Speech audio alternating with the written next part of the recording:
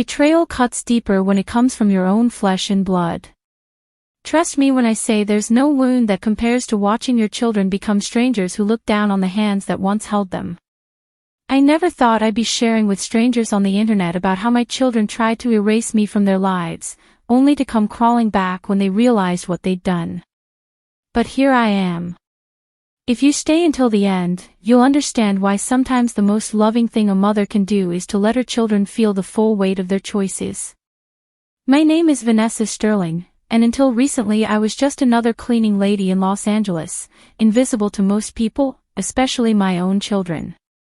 For 3 decades I've scrubbed toilets, polished silver, and vacuumed floors in homes worth more than I could earn in 10 lifetimes. I've cleaned up after people who couldn't be bothered to learn my name even after I'd been working for them for years. But none of that ever bothered me the way my children's shame did. My ex-husband Oscar left me for his young secretary years ago. Classic, right? He was a financial advisor with an office in Century City. I met him waiting tables when I was 19. He was my ticket out of waiting tables 6 nights a week while taking community college classes during the day. We were married within 6 months. I thought I'd won the lottery. Our son Oliver was born a year later, followed by our daughter Charlotte 2 years after that.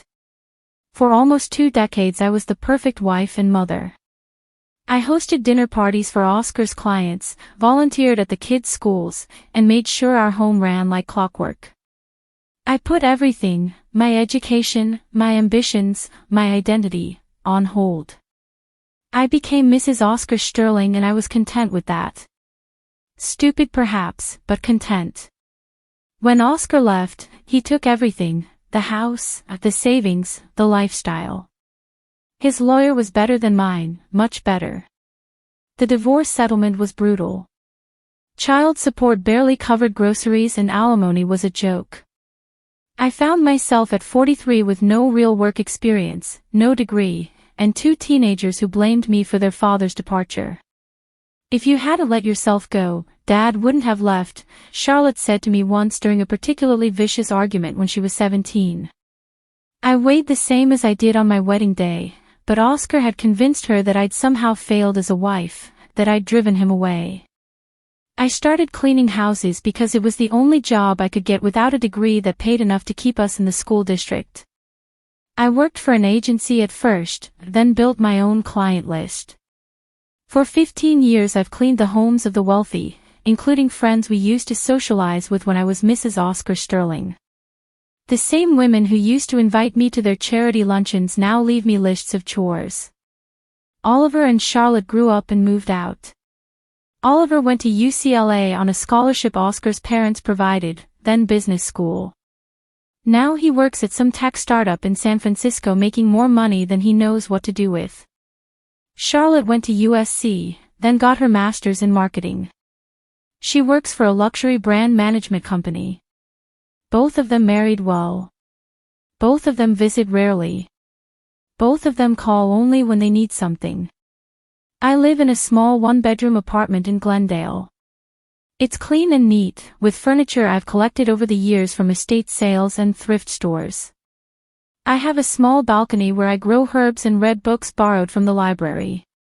It's not much, but it's mine. At 58, I've made peace with my life. Or so I thought. Last month I got a text from Oliver, not a call, a text. Mom, I'm hosting a dinner party for my birthday next weekend. Can you come Saturday at 7?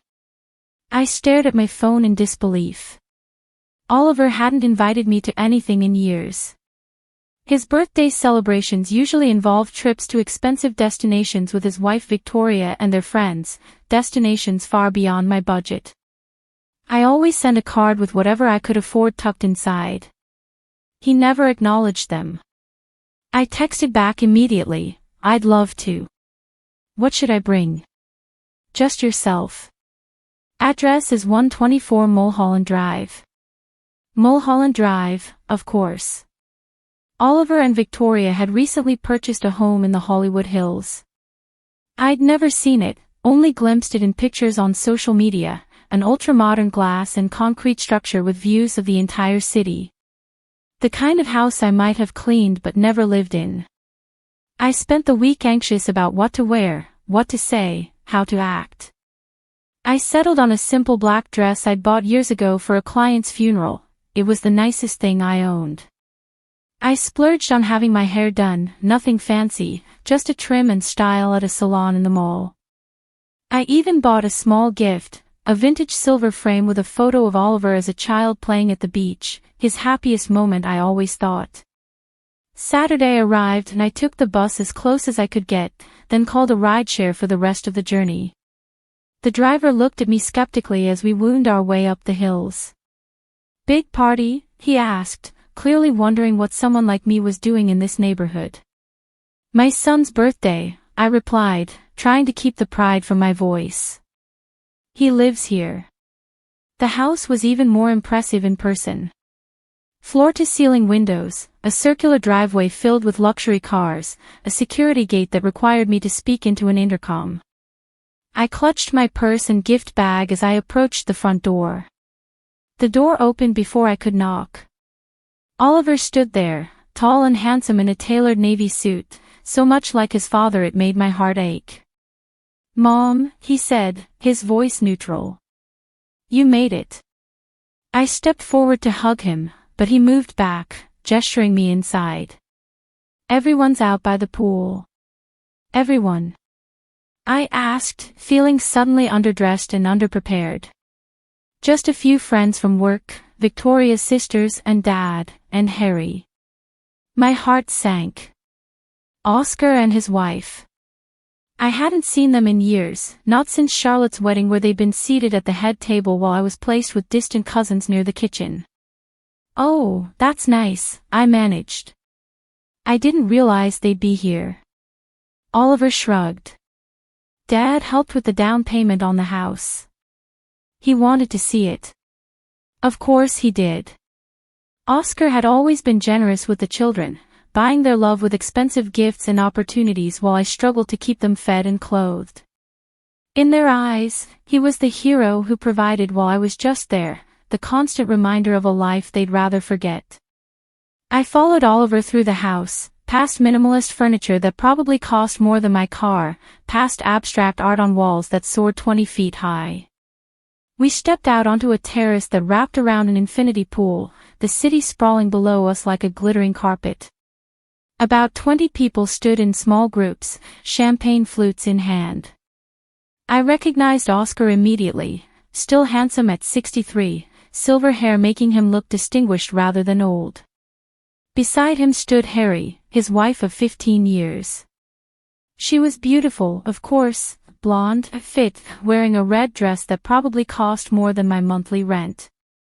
Victoria, Oliver's wife, was holding court near the pool. She spotted me and waved, her smile not quite reaching her eyes. "Vanessa, what a surprise." A surprise. Had Oliver not told them I was coming? "Victoria," I said, kissing her cheek. "Happy birthday, Oliver." I handed him the gift. "Thanks, Mom," he said, setting it aside without opening it. He seemed distracted, looking over my shoulder. "Let me get you a drink." He disappeared into the house, leaving me standing awkwardly alone. I scanned the crowd hoping to see Charlotte, but she wasn't there. I hadn't seen my daughter in almost 6 months. She'd cancelled our last 3 lunch dates, always with a legitimate excuse: work emergencies, her husband's family obligations, a sudden cold. I felt a presence beside me and turned to find Oscar. "Vanessa," he said, his voice the same smooth baritone that had once made my knees weak. "You look well." "Oscar," I nodded. "So do you." Harry appeared at his side, wrapping her arm possessively around his waist.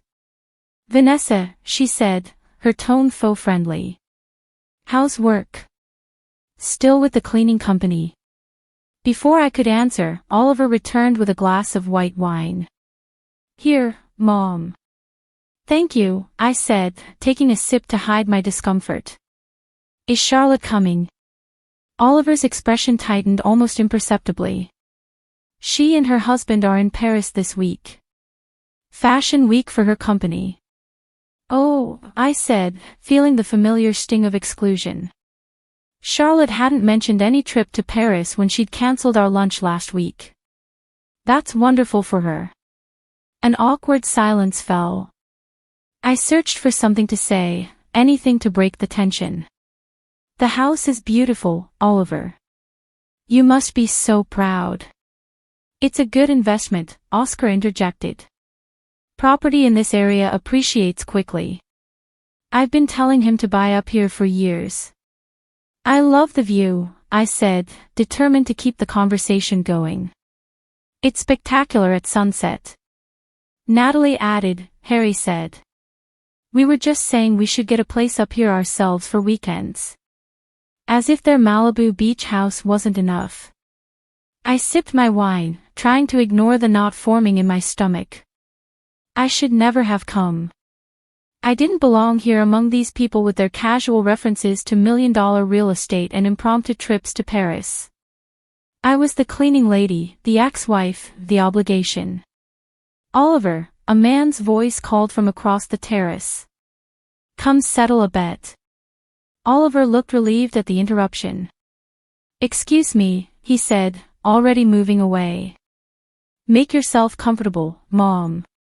Food's inside if you're hungry. I watched him walk away, leaving me with Oscar and Harry. They exchanged glances, then Oscar muttered something about needing to speak with someone, and they too drifted off, leaving me alone. I stood there clutching my wine glass, feeling every bit the imposter in my sensible shoes and mall-styled hair. I might as well have been wearing my cleaning uniform with Vanessa's cleaning service embroidered on the pocket. I made my way to the edge of the terrace, looking out at the view. It was beautiful, the city lights beginning to twinkle as dusk settled.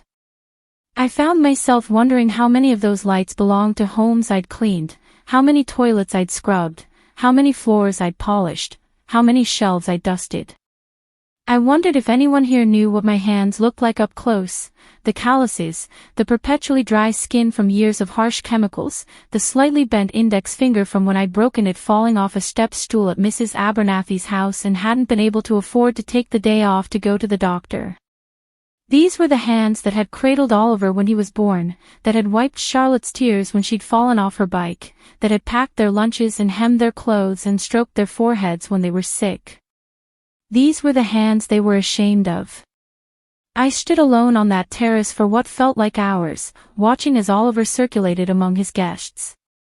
Not once did he look in my direction or attempt to include me in any conversation. I was a prop in his life, the dutiful mother who had shown up to play her part before being conveniently forgotten. The sun had almost set when I decided I needed a moment to compose myself. I slipped inside, searching for a bathroom where I could have a moment of privacy. The house was a maze of sleek corridors and open spaces. I found myself in what appeared to be Oliver's home office, a minimalist space with a glass desk, a leather chair, and floor-to-ceiling bookshelves filled with business books and expensive-looking art pieces. I was about to leave when I noticed a framed photo on the desk. I picked it up, hoping, to see a family photo, perhaps the beach picture I had just given him already displayed. Instead, I found myself staring at a picture of Oliver, Charlotte, Oscar, and Harry posed in front of a Christmas tree, a perfect family portrait without me. My hands trembled as I set the frame back down. The message couldn't have been clearer if they'd written it out. I was not part of the family they wanted to remember. I heard voices approaching and quickly stepped back into the hallway, nearly colliding with a group of young men, Oliver's friends, I assumed. Sorry, I murmured, trying to step around them. No problem, one of them said, then turned to Oliver, who had just joined them. Is this your mom? The one you were telling us about? Oliver's face tightened. Yeah, this is my mother, Vanessa. I extended my hand. Nice to meet you. The young man shook it, his grip a little too firm, his smile a little too practiced. Oliver's told us a lot about you. Has he? I asked, genuinely surprised. All about your cleaning business, another one chimed in. Very entrepreneurial. Oliver shifted uncomfortably. Mom's been at it for years. What's it like? The first one asked me, his tone making it clear he thought he was being polite by showing interest. Cleaning for the rich and famous. Before I could answer, Oliver cut in. Mom doesn't clean for celebrities or anything. Just regular houses. Actually, I said, finding my voice, many of my clients are quite well known. I've been in more Hollywood homes than most studio executives. It wasn't exactly true, but I didn't appreciate being diminished. Mom, Oliver said, his voice carrying a warning. Don't exaggerate. I'm not, I replied, maintaining my dignity. I've built a successful business that supports me comfortably. Another stretching of the truth, I got by, but comfortable was generous. Oliver's friend looked between us, sensing tension. Well, that's cool. My mom's an accountant. Boring as hell. He laughed, trying to lighten the mood. There's nothing boring about honest work, I said firmly. Mom cleans because she never finished college, Oliver said, his voice low but clear enough for his friends to hear. She doesn't have many options. The sting of his words took my breath away. It was as if he had slapped me across the face in front of everyone. I clean, I said carefully, because when your father left us with nothing, I had to find a way to keep you and your sister in the lifestyle you were accustomed to. I clean because it allowed me to be present for you when you needed me. I clean because it's honest work that I do exceptionally well. Oliver's friends looked uncomfortable now, shifting their weight and avoiding eye contact. Can we not do this now? Oliver hissed. It's my birthday. Yes, it is, I agreed. And I've been made to feel unwelcome from the moment I arrived. That's not true, he protested, but his eyes darted around, checking to see who might be listening. When was the last time you invited me anywhere, Oliver? When was the last time you or Charlotte called just to check on me? We're busy, Mom. We have careers, responsibilities. And I don't. My voice rose slightly despite my effort to remain calm. I work 6 days a week. I have responsibilities. Oliver glanced nervously at his friends, then back at me. It's different. How? I challenged. He hesitated, then the words tumbled out, loud enough for his friends to hear. You're just ordinary, Mom. You clean other people's houses. Dad's new wife just bought a vacation home in Malibu. There it was. The truth I'd always known but had never heard spoken aloud. I was ordinary. I was an embarrassment. I was less than. I looked at my son, this stranger in expensive clothes who had my chin and his father's eyes, and felt something break inside me. Not my heart, something harder, more fundamental. The last thread of illusion that had kept me tethered to the belief that I still mattered to my children. I smiled, said nothing, and quietly gathered my purse from where I'd set it down. I walked past Oliver and his friends, past Oscar and Harry deep in conversation with another couple, past Victoria holding court by the pool. No one tried to stop me. No one even noticed I was leaving. I called a rideshare from the sidewalk outside Oliver's security gate. As I waited, I looked back at the glass house perched on the hillside like a crown jewel, all those windows, all that light, all that emptiness. The car arrived and I climbed in, giving the driver my address in Glendale. My phone buzzed with a text as we pulled away. Mom, where did you go? Oliver. I didn't respond. Another buzz, are you coming back? People are asking about you. A lie. I turned my phone off. At home, I kicked off my sensible shoes and poured myself a glass of wine. I sat on my small balcony among my herbs, looking out at the distant lights of Los Angeles, my city too, just viewed from a different angle. I thought about Oliver's words. Ordinary. As if it were a sin to be common, to work with your hands, to live a life without glamour. As if the only value a person had was in their possessions, their address, their job title.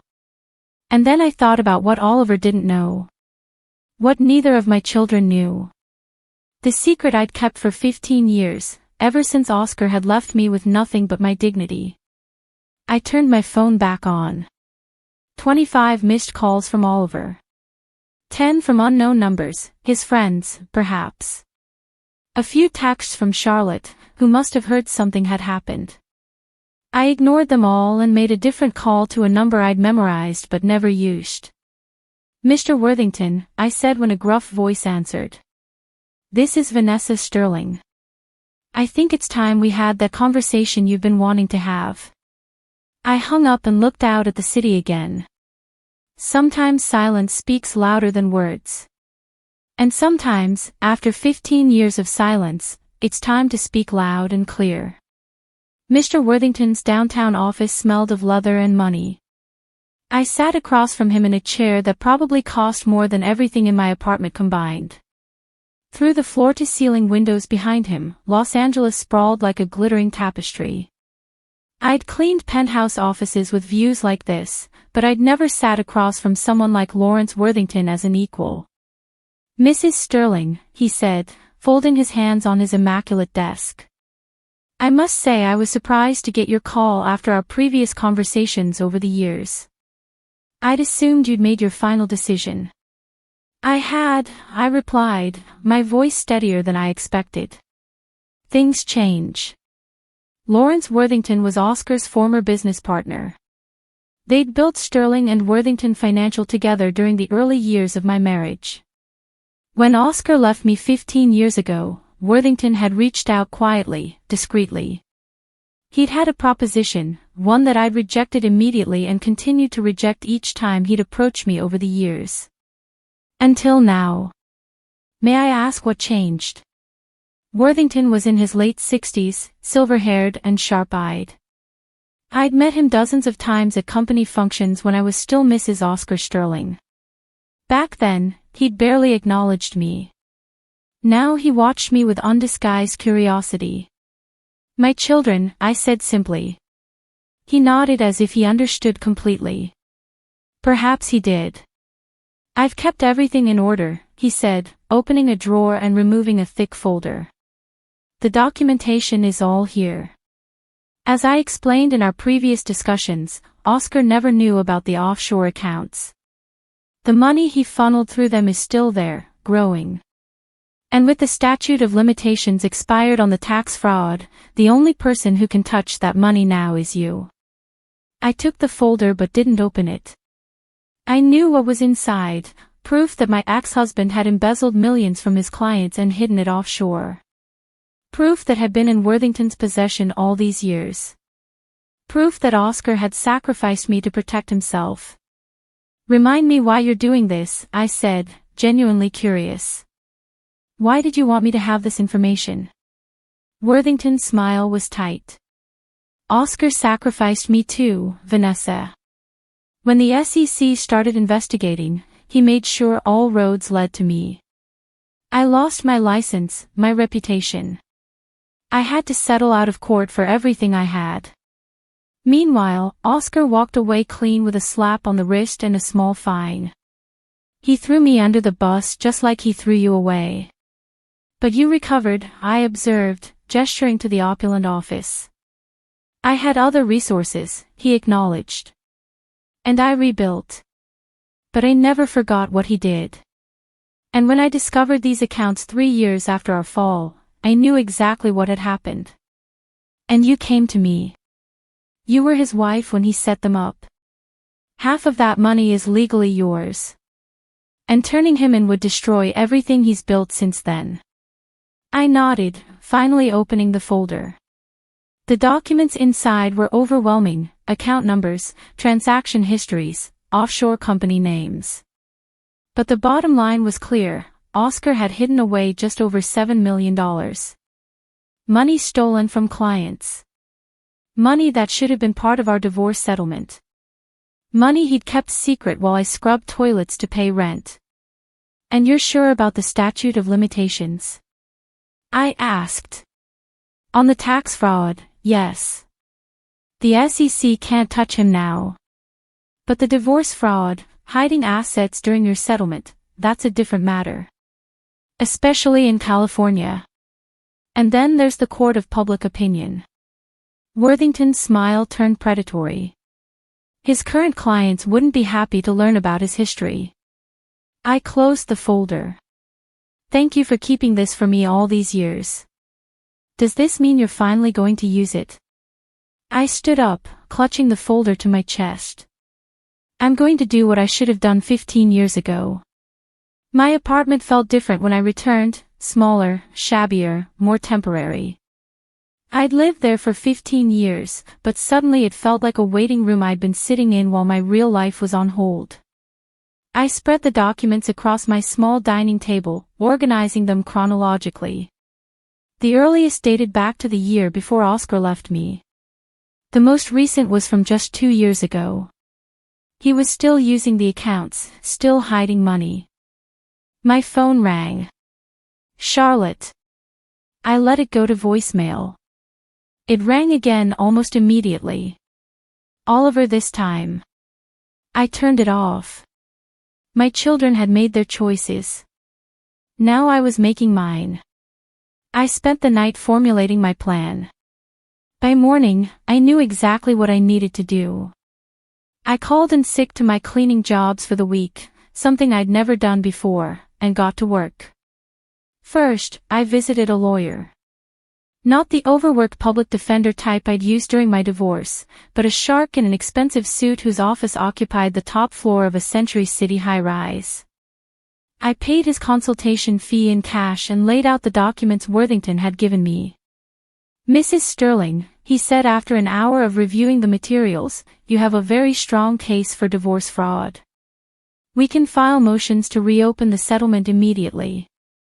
With these offshore accounts now discovered, you could be entitled to half of those assets plus penalties. And if I wanted to pursue other avenues as well? I asked carefully. His eyebrow raised slightly. Such as? I want everything that's legally mine. But I also want Oscar to face consequences. The lawyer leaned back in his chair. There are several approaches we could take. Legal remedies are one path. Public disclosure is another. Both have their advantages and disadvantages. I want both, I said firmly. I want what's mine, and I want Oscar exposed for what he is. He studied me for a long moment, then nodded. We can begin proceedings immediately. I would suggest, however, that you prepare yourself. This will not be a quick or easy process. Mr. Sterling will fight back. It could get ugly. I've been cleaning other people's messes for 15 years, I replied. I'm not afraid of ugly. My next stop was a small cafe in Venice Beach. The woman who waited for me there looked out of place among the bohemian crowd with her crisp pantsuit and perfectly styled hair. Jessica Chin was an investigative reporter for the Los Angeles Times, specializing in white-collar crime. Worthington had provided her name, saying she'd been looking into Oscar years ago before the story was mysteriously killed. Mrs. Sterling, she said, shaking my hand firmly. I've been hoping to meet you for a long time. I slid a copy of the documentation across the table to her. I believe you were working on a story about my ex-husband some years ago. Jessica didn't touch the folder, but her eyes locked onto it. I was, until my editor told me to drop it. Apparently, Mr. Sterling had powerful friends. He still does, I acknowledged. But perhaps not for long. She finally pulled the folder closer, opening it carefully as if it might contain explosives. In a way, it did. Why now? She asked, her eyes scanning the documents. These accounts have existed for years. Worthington told me you've known about them for almost as long. Let's just say I recently realized that family loyalty isn't always reciprocated. Jessica nodded, continuing to flip through the papers. This is explosive stuff, Mrs. Sterling. If I can verify it independently, and I will need to do that, this could be a major story. How long would that take? To do it right? A few weeks at least. I need to trace these accounts, confirm the transactions, get comments from all parties involved. Including Oscar, eventually. Yes, but not until we're ready to publish. I nodded, satisfied. Then I'll leave you to it. As I stood to leave, Jessica caught my arm. Mrs. Sterling, you should know, if this story breaks, it won't just affect your ex-husband. His current business, his reputation, his family, everyone in his orbit will feel the impact. I thought of Harry in her red dress, of Oliver's glass house on the hill, of Charlotte's trips to Paris. I thought of the family photo that didn't include me. I'm counting on it, I said, and walked away. When I turned my phone back on that evening, I had 47 missed calls and over 60 text messages. Most were from Oliver and Charlotte, growing increasingly frantic. The most recent one suggested they were considering filing a missing person report if I didn't respond. I sent them each the same message, I'm fine. I need some time alone. Please respect that. Then I turned my phone off again and went to bed. For the first time in 15 years, I slept without dreaming of what might have been. Instead, I dreamed of what was about to come. For 3 days, I disappeared from my children's lives the way they had disappeared from mine so many times before. I didn't answer calls. I didn't respond to increasingly desperate texts. I simply vanished. On the 4th day, I found Charlotte waiting outside my apartment when I returned from a meeting with my new lawyer. Mom, she rushed toward me, her designer handbag swinging wildly from her arm. Where have you been? We've been worried sick. I looked at my daughter, really looked at her for the first time in years. Charlotte had always favored Oscar with her sharp features and calculating eyes. Today she looked frazzled, her normally perfect hair slightly disheveled, dark circles under her eyes. I've been taking care of some personal business, I replied, unlocking my door without inviting her in. She followed anyway.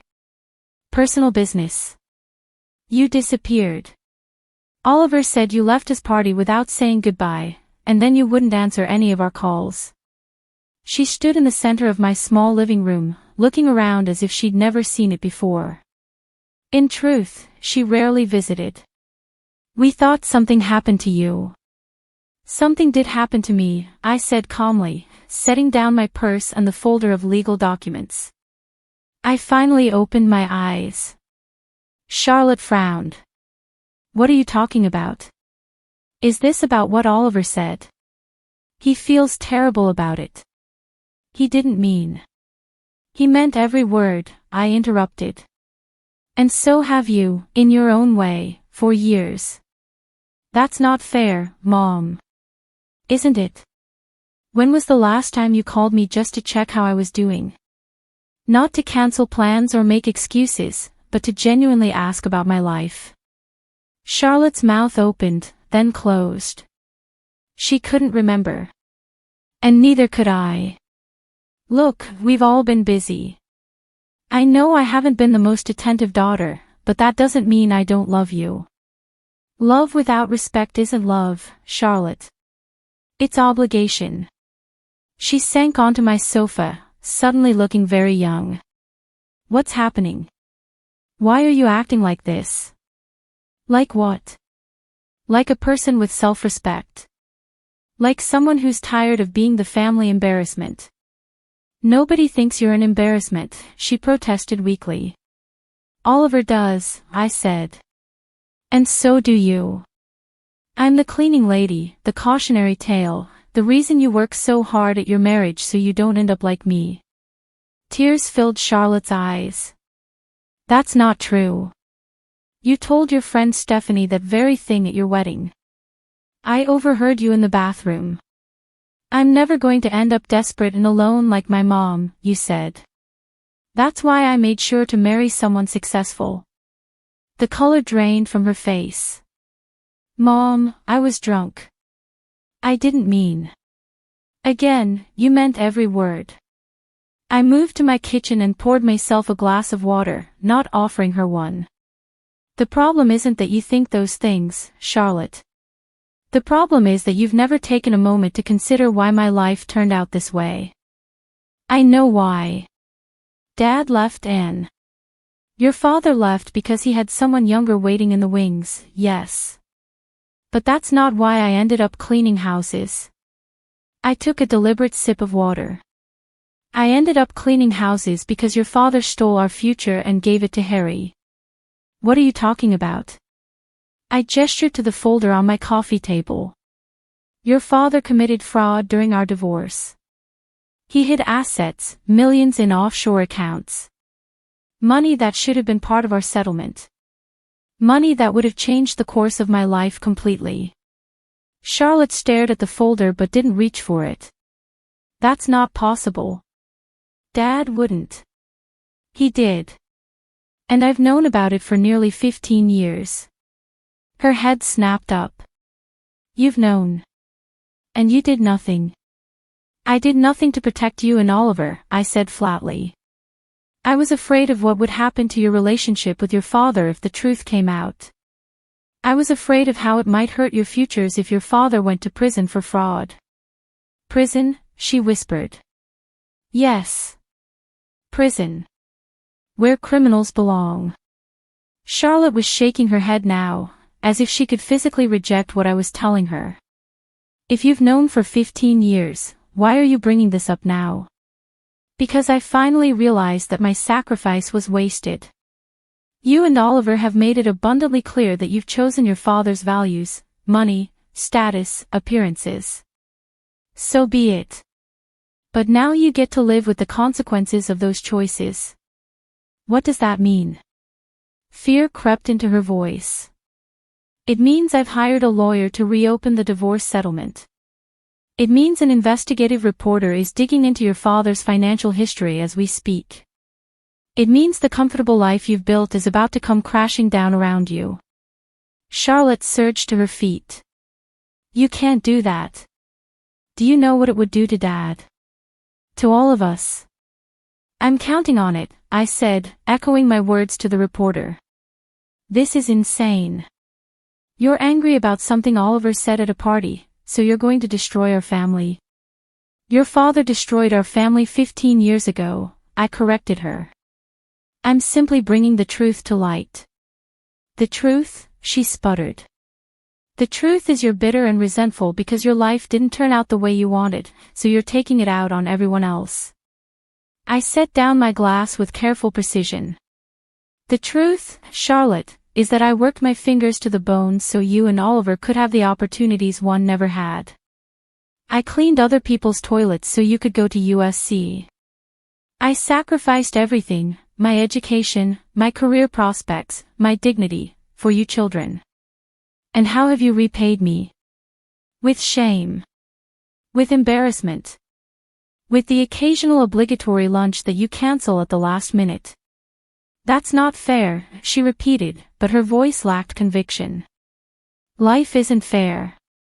But consequences are. I moved to the door and opened it. I have another appointment, so I'm afraid you'll have to leave. Charlotte didn't move. Mom, please. Think about what you're doing.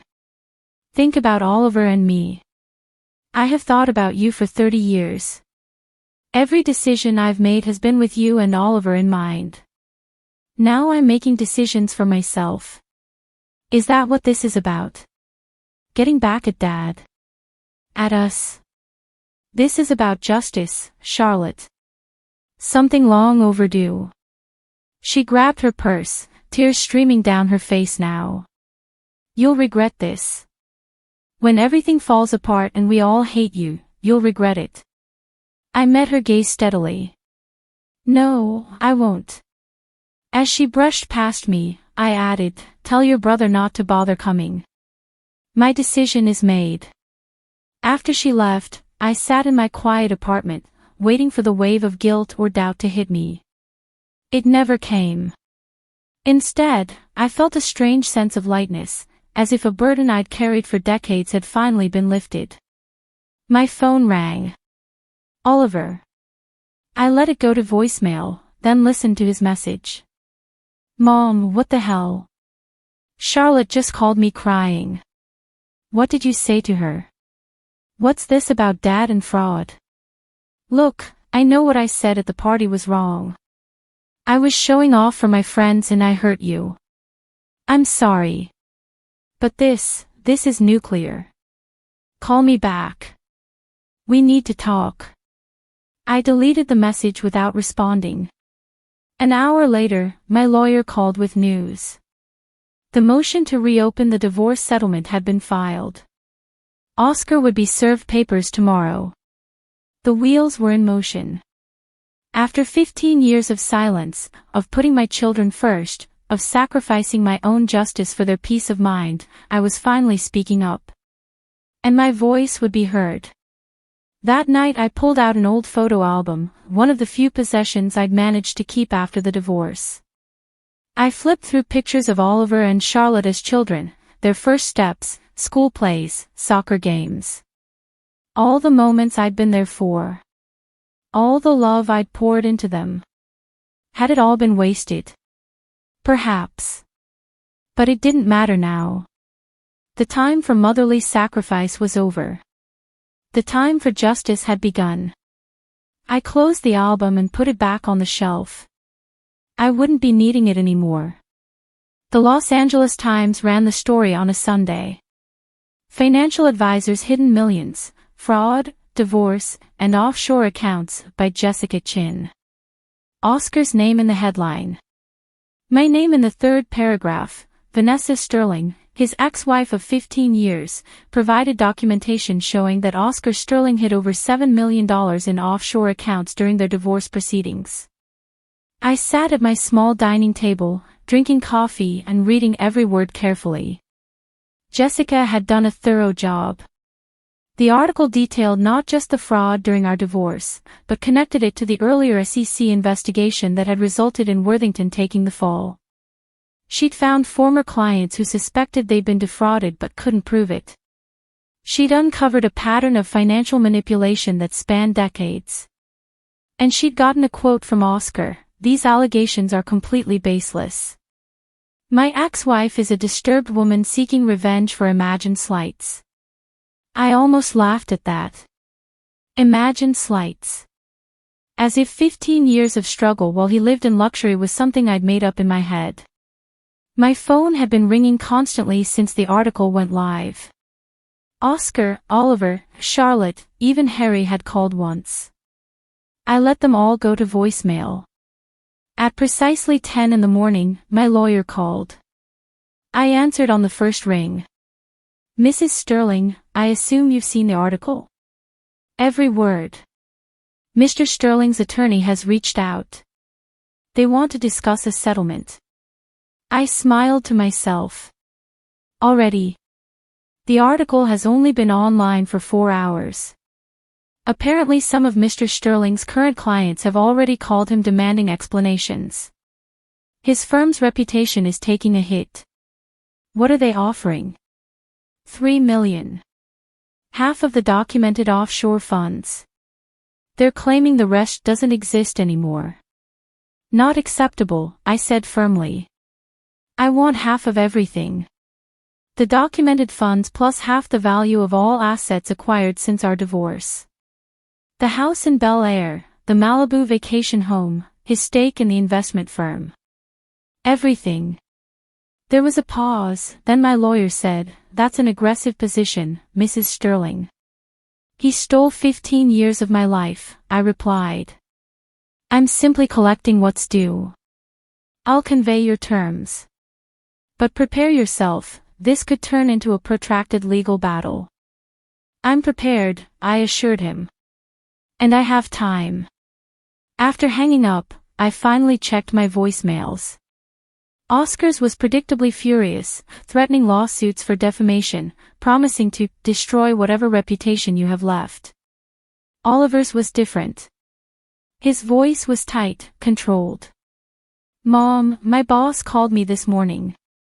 They're reconsidering my position because of the publicity. Do you understand what you've done? You've put my entire career at risk. Call me back. Charlotte's was tearful.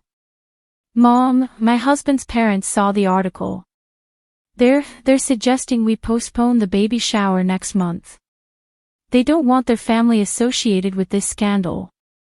Please, can't we talk about this? It's affecting everyone. I deleted them all without responding.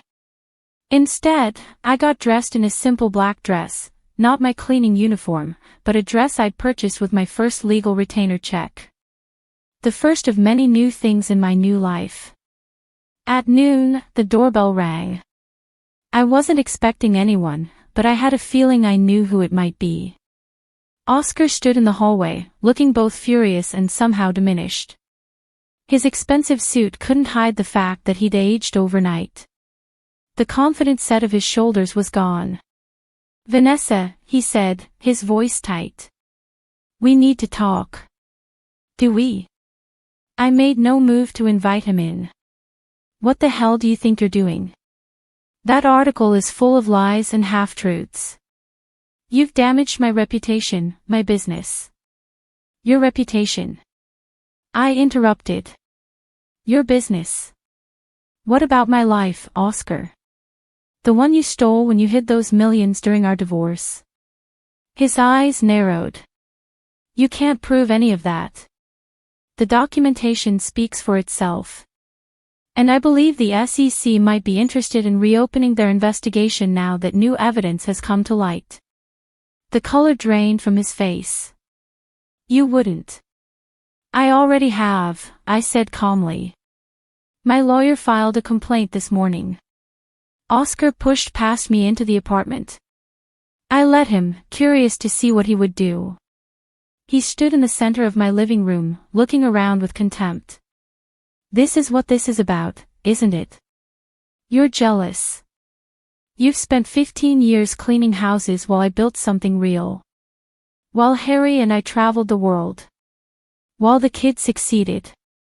You're bitter and alone and you want to drag everyone down with you. I leaned against the door frame, arms crossed. Is that what you think? That I'm jealous? What else could it be? You've always been small-minded, Vanessa. Always focused on the wrong things.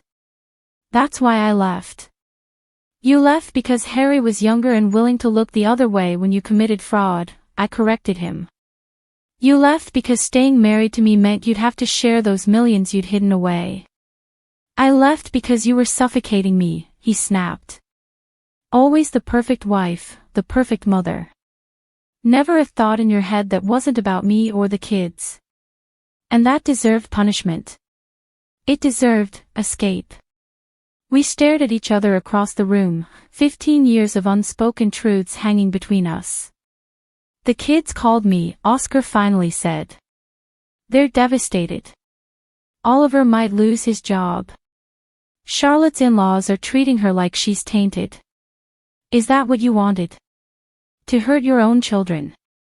Our children, I corrected, made their choices long ago. They chose status over integrity, money over loyalty. Your values over mine. So this is punishment for them too. This is consequences, I said. Something you've spent your life avoiding. Oscar ran a hand through his silver hair, his confidence giving way to desperation. What do you want, Vanessa? Money? Is that it? Name your price and we can make this all go away. I laughed, the sound sharp in the quiet room. My price, Oscar. You couldn't afford my price. Not anymore. Try me, he challenged. Whatever Worthington is paying you to do this, I'll double it. Worthington isn't paying me anything. He merely provided information I should have had 15 years ago. Then what? What will it take to end this? I straightened, meeting his gaze directly. Justice, I said simply. Complete and uncompromising justice. You'll destroy everything. The kids' lives, their futures. No, Oscar. You destroyed those things when you decided to commit fraud. When you taught our children that money and status were more important than honesty and respect. I'm merely bringing the truth to light. He stared at me for a long moment, then shook his head. I don't recognize you anymore. Good, I replied. The woman you knew is gone. She died the day Oliver called her ordinary for working honest work. The woman standing before you now isn't interested in your recognition. Only in your reckoning. Oscar's phone rang. He glanced at it, his expression darkening. This isn't over, he said, moving toward the door. You're right, I agreed. It's just beginning. After he left, I sat on my balcony, watching the afternoon light fade over Los Angeles. My phone continued to ring intermittently. I continued to ignore it. A text came through from Charlotte. Mom, please. We need to talk. Families shouldn't do this to each other. I typed a response, my first in days. We stopped being a family the day you decided I wasn't good enough to be part of it. Then I turned off my phone, poured myself a glass of wine, and looked out at the city spread before me. Somewhere out there, Oscar was scrambling to save his reputation. Oliver was wondering if he'd have a job tomorrow. Charlotte was explaining to her in-laws that her mother wasn't the villain they thought she was. But here, in this moment, I was at peace. For the first time in 15 years, I had stopped cleaning up other people's messes and started addressing my own. Justice was coming, slow, cold, and without mercy. Just as it should be. The settlement negotiations took 3 weeks. Oscar's initial offers were insulting, barely more than what I might have gotten 15 years ago. But as more clients began demanding answers, as his business partners started distancing themselves, as the SEC formally announced they were reopening their investigation, his position weakened considerably. In the end, I got everything I asked for. Half of the offshore accounts, $3.5 million. Half the value of the Bel Air house and the Malibu property. A significant stake in what remained of his investment firm. And monthly payments that would ensure I never had to clean another toilet unless I chose to. Oliver lost his job, as predicted. The tech startup couldn't afford the negative publicity. Charlotte's in-laws did postpone the baby shower, and her marriage grew strained under the pressure of the scandal. Oscar and Harry sold the Malibu house to pay legal fees and had to downsize significantly. They all blamed me, of course. I was the vindictive ex-wife, the bitter mother who had destroyed her own family for money. The narrative was easier for them than admitting they had chosen to side with a criminal over an honest woman simply because he had more to offer them. I bought a small house in Santa Monica with a garden and a view of the ocean. I enrolled in college, something I'd always wanted to do but never had the chance. I traveled to places I'd only dreamed of seeing. I lived quietly, comfortably, and most importantly, with dignity. Oliver and Charlotte eventually reached out, years later, when their anger had cooled and they'd had time to process what had really happened. The conversations were awkward, stilted, but they were a beginning. Trust, once broken so completely, takes time to rebuild. If it ever can be. But I learned something important in those years of estrangement. I could live without their approval. I could be happy without their validation. I was enough, just as I was, ordinary or not. The cleaning lady had won, after all. Not because she sought revenge, but because she finally decided she deserved justice. And sometimes, that's the most extraordinary thing an ordinary person can do.